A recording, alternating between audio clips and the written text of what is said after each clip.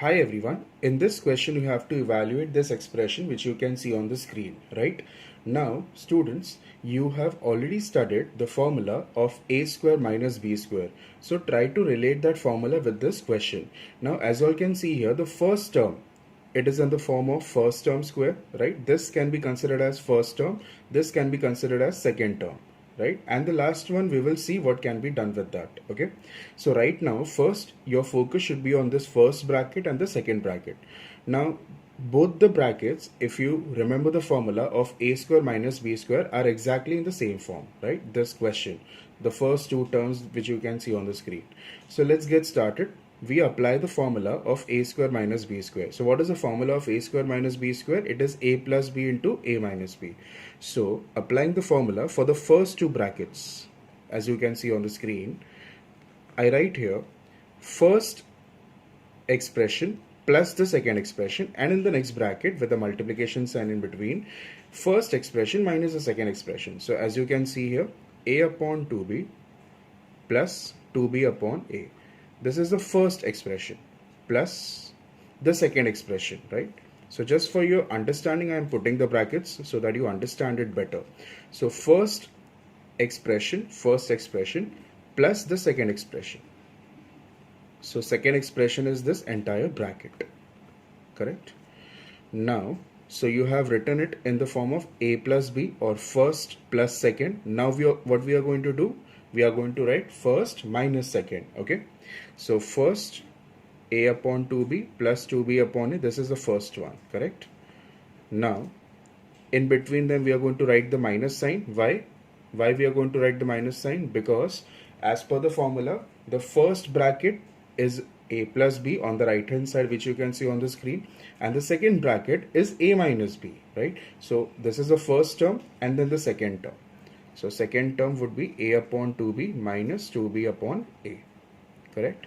And then minus 4. So I hope you all can understand this question very easily, right? Okay, is equal to. Now how do we solve it further? We just open the brackets first. We just open the round brackets, or we can open the parentheses here. First we open the parentheses. Now students, there might be a question in your mind that if there is a plus sign in between the two brackets, is there any possibility, or is there any compulsion to write any brackets, to put any brackets here? It's definitely not required, students, but just for your understanding, so that you people don't get confused with the formula. So that is the reason I have put this bracket. So a plus b and a minus b, okay? Next, so plus 2b upon a plus a upon 2b minus 2b upon a. So anyways the signs won't change, right? The next bracket, a upon 2b plus 2b upon a minus a upon 2b. Now minus into a upon 2b will give you minus a upon 2b. Now minus minus gives you what? Plus 2b upon a, correct? And then minus 4. Solving it further, students, as all can see here on the screen, plus 2b upon a minus 2b upon a gets cancelled because they are both like terms and both are having the opposite signs. Similarly, a upon 2b minus a upon 2b are the like terms. They are the same terms here and both are having the opposite sign, so they get cancelled out.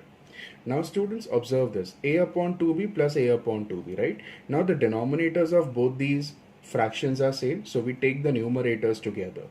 So if the denominators are same, we can always take the numerators together, or we can solve the numerators together here. So a plus a, what is the answer for a plus a? It's 2a, with the common denominator, which is 2b.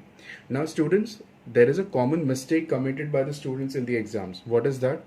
They do a plus a and they also do 2b plus 2b, which is wrong. So do not do that. That is against the concept of this adding of rational numbers, correct?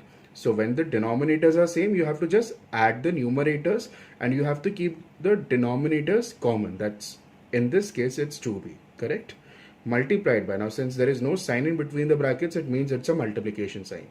Now similarly, students, as you all can see here, this 2b plus 2b, right? 2b upon a plus 2b upon a. Again, the denominators are same. So what you are going to do, you are going to just simplify the numerators with the common denominator. So 2b plus 2b, what is the answer? 2b plus 2b, it is 4b. Upon the common denominator, which is what? A.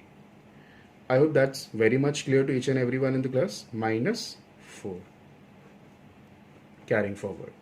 Now, A gets cancelled out, B gets cancelled out, 2 gets cancelled out. Correct? So what you are remaining with? What you are remaining with, students? In the first bracket, which you can see here, only the number 4 is remaining, right? And then minus 4. So what is the final answer, students, here? It's 0. So this is how you solve this question. Correct?